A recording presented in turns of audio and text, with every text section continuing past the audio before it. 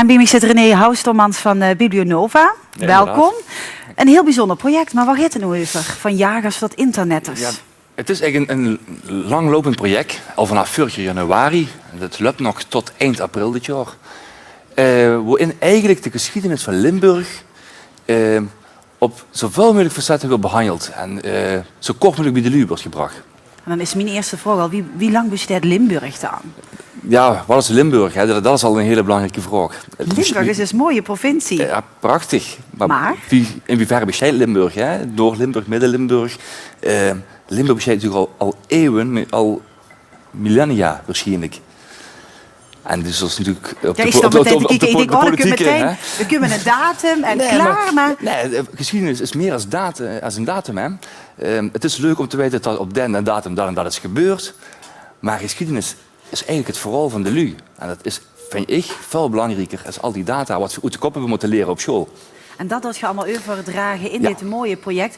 Wie heeft dit project opgestart? Het is gekomen vanuit de provincie. De provincie Limburg. Die wou graag het meer gaan doen met erfgoed, met erfgoed van Limburg.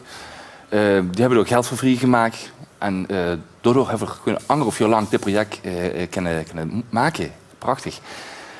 En in het project kan ze eigenlijk zien wie Limburg is ontstaan, van de gans vroeger tot eigenlijk een paar jaar geleden. En eigenlijk wat we vandaag nog hebben. Want ook vandaag hebben we nog erfgoed. Vandaag hebben we nog geschiedenis en maken we nog geschiedenis.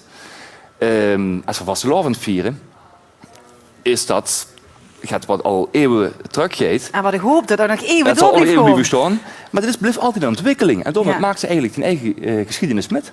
Maar wie gaat je dan terug? Nou, zeg maar tot de prehistorie. Eigenlijk het moment dat de eerste lui hier in Limburg komen, het moment dat een paar duizend jaar geleden, 60 jaar geleden, de eerste lui, de boeren, de bandkeramikers zich vestigen in Limburg, hier een eigen dorpjes in eerste instantie gemaakt, van nog ineens dorpjes. Ze hadden een soort tent waar ze woonden. Er wordt het gebied omheen leeg met beesten, met planten. Trokken ze weer en dan komen ze weer op het volgende plaatsje waar weer genoeg eten wordt. Ja, nou als ik denk aan de geschiedenis van Limburg, dan denk ik meteen aan de bokkeriers. Maar wat zijn echte highlights? Nou, de nummer 1, de bokkeriers is natuurlijk erg bekend. Is ook erg tot verbeelding spreken natuurlijk. Een beetje spannend. Maar er is zoveel meer. Er zijn veel lezingen over de mien. Dan denk je, de mien hebben we al heel veel over gehoord. Maar heel veel facetten ervan hoort ze binnen niet. Dat is net zo schoon. Er is een workshop met Kenjer. Ja, bijvoorbeeld Kenjer. Er werden zeepjes gemaakt. In de oorlog houden ze van bepaalde dingen houden ze niks. Houden ze geen tabak, houden ze geen koffie. En er wordt geen zeep. Maar met name mijnwerkers die de hele dag onder in de grond zoten. Ja, dat is heel nodig. Die hadden heel erg veel zeep nodig. Dus ze gingen op hun eigen manier zeep maken. Nu werd binnen dit project, binnen deze campagne, werden zeepjes gemaakt met Kenjer. En op dezelfde manier wie ze dat toen in de oorlog deden. Wat leuk. Want in hoeverre, want ik denk aan een bibliotheek, dan denk ik natuurlijk aan boeken lezen en films kijken. Maar in hoeverre wordt er nog meer gedaan tijdens dit project? De bibliotheek, iedereen denkt, een bibliotheek is maar een grote ruimte vol met kast, met buik. Hè? Leren, studeren, dat denken veel. Lettertjes.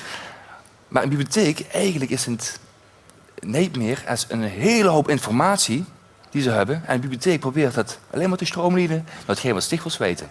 En of het nu is via een boek, via een website, via een cd of via een erfgoedpunt, wat we tegenwoordig ook hebben, maakt het uit wie ze, als ze maar aan de informatie komt. En dat is de taak van een bibliotheek. En er hoort dus ook een heel belangrijk gedeelte, dat erfgoed van Limburg in. Want het zijn alleen de verhalen van allerlei schrijvers, maar vooral ook de verhalen van dich, van mij en van iedereen hier.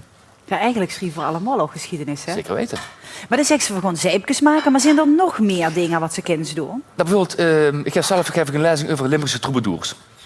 Erin werden een aantal troubadours behandeld. Maar het zijn alleen de levens van die heren en dames die liedjes zingen. Nee, waarom zien de troubadours in Limburg? Het heeft te maken met identiteit. Waarom veulen veros mensen Limburger als voor bepaalde liedjes horen? Of met vastelavond.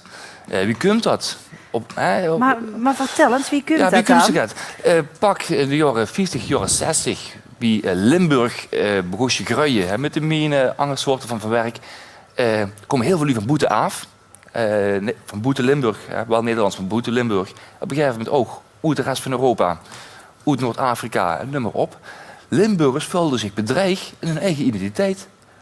En zo is het, we raken als Limburgse raken verkwijt. Dat is ook hetzelfde moment dat troubadours wie een Jo Ayres, wie een Frits Rademacher, een Harry Bardon, dat die voedingsbodem kregen om hun liedjes te maken. Maar wat is dan de typische identiteit van Limburg? Want dat is dan ook een hele grote vraag. Dat is voor met z'n allen her op zoek zijn natuurlijk. De echte identiteit van Limburg is een combinatie van al die dingen die ons maken. Of het een vastelavond is. Het is een vastelavond is alleen maar een feest vieren. Wie heel veel lui Boete Limburg denken. Nee, ja. Het is gedijpers. Het is bino. Ritueel is misschien wel erg overdreven, maar het zit wel heel erg diep bij de lui. Hè? Gang eens nou een OLS kijken, Oud-Limburg Shuttersfeest. Waardoor door de liever van de shutters hergeven op het moment dat ze onder de boom staan en een bulken moeten scheten. Dat kunnen lui zich niet voorstellen. Nou, ik denk als je eindelijk keer zo'n OLS bezoek hebt, dan vult ze het wel. En dat is wat ook nu wordt geprobeerd met die ganse reeks van lezingen, workshops, digitale componenten binnen de campagne van Jagers tot Internetters. Dus je zit er toch al een hele ganse tijd mee bezig. Hè? Tot april is het of tot en met april is het tot en met april, ja. Ja. Wat heb je ervan geleerd? Was ze van zei van, goh, maar dat heb ik nooit geweten. En dat vind ik toch wel heel bijzonder. Nou, de diversiteit eigenlijk. Van alles wat we in Limburg hebben. Hè. We hoorden net over het Champignonmuseum. Hè. Ik is immers van asperges en immers van Zuid-Limburg. Hoe zit dat nou? Het is net Zuid-Limburg. Ik kreeg er even met. Nog Limburg, ja, dat leer je op school niks van. Dat moest je wel leren. Dat ze dan naartoe gaan. Ja, moest je vroeger op school wel leren. Dus straks bij Nieuwpoort, Willem van Oranje. Maar wat hier in Limburg gebeurde, daar leerde je niks van. En nog niet. Ja, nee. En dat is denk ik wel een goal van dit project. En Limburg heeft heel veel te bieden. Juist, denk ik wel. Welke doelgroep is het? Nou, eigenlijk, ik kan niet een lefty, want het gaat van Kenia, zeepjes maken, tot 90 plus. Maar het gaat ook van lui die normaal niks met geschiedenis of met erfgoed te maken hebben. Die eigenlijk gewoon eens nieuwsgierig zijn naar hun eigen omgeving. Tot lui die al heel diep in de geschiedenis zitten. Die ook al zelf onderzoek gedaan, die hun eigen stamboom hebben uitgezocht, die hun eigen streekgeschiedenis hebben beschreven. Ja. Een paar weken geleden hoorde ik bij een lezing over humaniora uit het Maasland. Zet ik het? Ik ben blij dat zich het zegt en dat ik dat eerder goed te spreken. Latijnse geschriften hier uit Limburg. En wie het loos denkt van, daar komt geen hondje op af, denk je, dat kent ik niet. En de avond wordt vol. Jullie vonden het geweldig. Latijnse teksten, heel veel humor wat erin zit. Het is heel interessant. We hebben bekende namen waarvan ik niet wist dat ze uit Limburg komen. Mercator, kennen we alle nee, maar dat hij in Sittard gewoond, was ze weer niet. Dat maakt het wel heel spannend en heel interessant. Je leert meer kennen over die eigen omgeving en dus ook een beetje over zichzelf. Ja, en dat denk ik dat het belang is van erfgoed en deze campagne. En dat is bij alle bibliotheken in Limburg is dat te vinden? vinden? Alle bibliotheken in Limburg.